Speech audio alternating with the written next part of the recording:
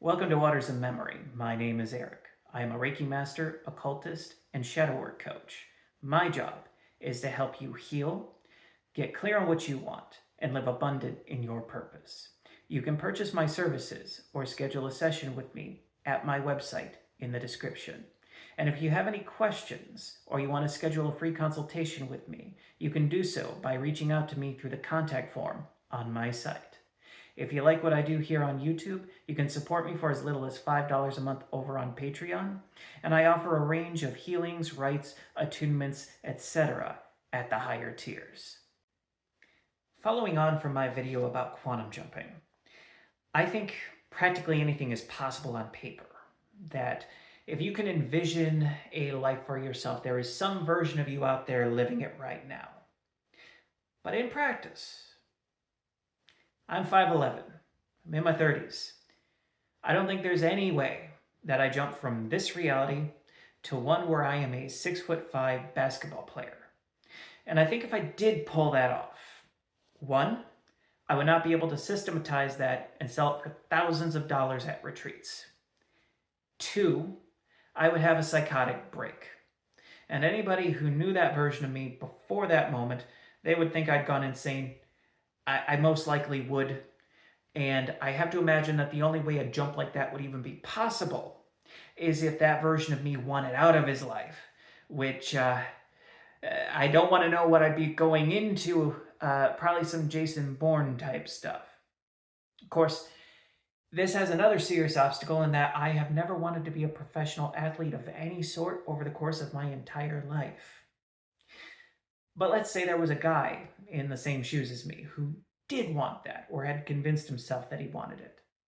And then he stumbled upon all of this information about magic, different timelines, law of assumption, and he poured all of his energy into making a shift like that happen for him. Well, you got to remember, magic manifestation, it all works upon the pathway of least resistance.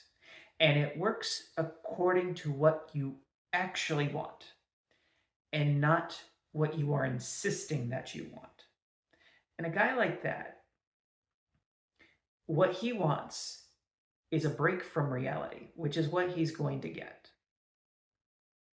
Because I can't imagine that someone in their 30s who desperately desires to be a version of himself that is successful, athletic, etc., who isn't hitting the gym, who isn't doing what is in his power to improve his life and move the needle at all in the direction of health and vitality,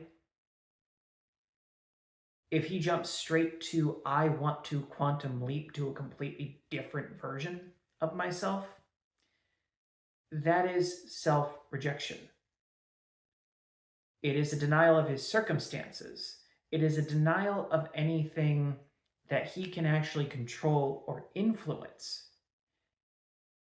And the dopamine hit that he gets from indulging in this fantasy and distancing himself further and further away from his lived reality, that's his manifestation. That's why embracing some sense of your limitations is vital to achieving anything in this realm. As contradictory as it sounds, when you're diving into magic specifically to make the impossible happen. I use an absurd example like that because I think we all intuitively know that someone trying to do something like that has lost their mind. But there's other things that are in that vein that I don't think hit us as being quite as removed from reality or quite as harmful as a fantasy like that would be, enacted through these tools that are being shared over the internet. You have to face your limitations because it means accepting yourself. It means processing your emotions. It means getting to the bottom of the ways that you self sabotage and you prevent yourself from getting a grasp of what you truly want. Relationships are a very popular thing for people to try and manifest through law of assumption, like all this stuff out there about manifesting your specific person, this and that, which I'm baffled by it. In a lot of these cases, if you want your specific person, you could probably just talk to them, ask them out, get to know them. You don't really need all of these complicated techniques. You're making things far more complex than they need to be. And in cases where they have you blocked, but you're just supposed to assume through that, I really can't believe that we've hit a point where there are elements of the spiritual community that are encouraging stalker behavior in the name of attainment, enlightenment, and what have you. But when it comes to relationships, a lot of fantastical thinking is encouraged.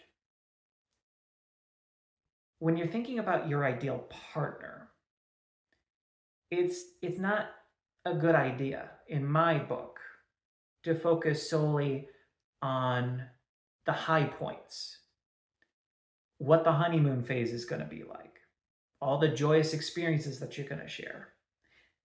That matters. But anyone who's ever been in a relationship knows that you're going to have some bumps along the road. That you're not going to get 100% of what you want all of the time. In no small part because we can all be cranks sometimes. Like what I want today isn't even necessarily what I wanted yesterday. And a lot of times there's no good reason and I don't have reasonable demands. I just need to chill out, get a good night's rest, and then I'll be normal again. But we often don't account for this when we're thinking about what our ideal relationship looks like. And when it comes to the sorts of things that people will outline, that might be good on paper. But if you actually get someone who looks like what you have depicted in your writings, you're probably going to get a borderline or a narcissist. They'll make you feel like a king or queen until they don't, and things go haywire. Or you're going to get someone who is shallow and lacking a real sense of self, or they have a sense of self that they never really show you. And in any of those scenarios, that relationship isn't going to play out well. But if you can envision, we have conflicts, and we resolve these conflicts in these ways. That's something you can work with.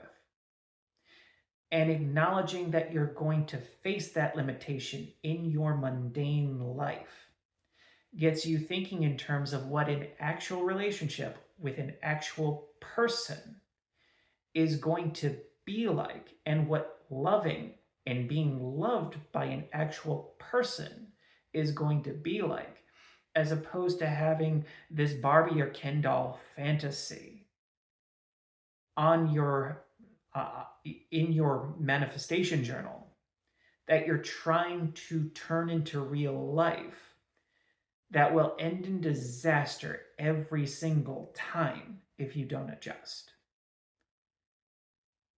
And when it comes to wealth, multi-generational wealth is a great thing to aim for. But when we're talking about large sums of money, people lose all sense of scale. And understandably so. How many of us have actually had millions of dollars to throw around? But if your aim is to have $100 million, I think that putting that as a solid number is more than likely going to sabotage you and keep what you want firmly grounded in Fantasyland. Because would you actually be willing to do what is necessary and sacrifice what is necessary to be sacrificed in order to have a snowball's chance in hell of even making that happen, outside of an extremely lucky circumstance, like having an intellectual property that earns you royalties to the tune of hundreds of millions of dollars, or getting a winning lottery ticket. And the reality is that when faced with the things that you would have to do, most of us simply will not do that. And the actual goal can be accomplished with a lot less money. Because keep in mind, too, manifestation, whether we're talking magic, manifestation techniques, and so on, it works according to need, not need as in this is what you require to sustain your physical body, your home, take care of your family, but need as in what is required to see your vision fulfilled. And most of us simply don't have a vision that requires that many resources, that entails taking on that level of responsibility, or learning what would be necessary to manage that many assets and resources. Something in the range of multiple millions of dollars is going to be a lot more feasible for a lot of people, and it's where they'd actually want to end up. But even that, if you've gone from working low-paying, non-secure jobs for your entire life, and you've got an eye for becoming wealthy, well, I don't think you're going to be able to jump straight from being a line cook at McDonald's to being rich. You're going to have to experience some discomfort in between. You're going to have to expand yourself enough that you can feel the pain of that expansion. And you are surfacing and processing any old stuck emotions and traumas that are keeping you from that expansion, that have kept you from that expansion in the past. But if your ultimate aim is multiple millions of dollars, you're going to want a secondary aim of starting out a secure job where you've got some flexibility in your scheduling and you don't have to worry about where your next month's rent is coming from. And you're able to put some money in the bank and you're able to invest. And once you're accustomed to that, you can stretch yourself further and understand that progress in any arena is not linear. So it's harder to go from being a very low paid worker to having some degree of flexibility and security and savings than it is to go from there to pursuing whatever it is that you actually want in life as an end goal, as part of your personal evolution, as part of your family legacy, or the relationships that you have. Acknowledging limitations isn't about placing a ceiling upon yourself and what you're capable of. It's about processing your emotions here and now, accepting yourself as you are, accepting your life as it is, so that you're not pushing anything away, because that's the biggest problem with a lot of the advice out there, is that it's going to encourage you to push things away and not feel them as if those things are an obstacle to what you want, when those things are necessary for you to be whole and to get clear on what you actually want in the first place. To push them away, you're moving entirely into fantasy land. And when you move into fantasy land, you can't move your energy in the direction of the things that you actually want to do, accomplish, become, or acquire. So by getting realistic about where you're at and what you're capable of and what you actually want, you focus all of your resources into your becoming. And magically speaking, that is one of the most potent acts you can perform. That'll do it for today's video. Leave a like if you liked it, subscribe if you haven't yet, and I'll see you guys on the next one.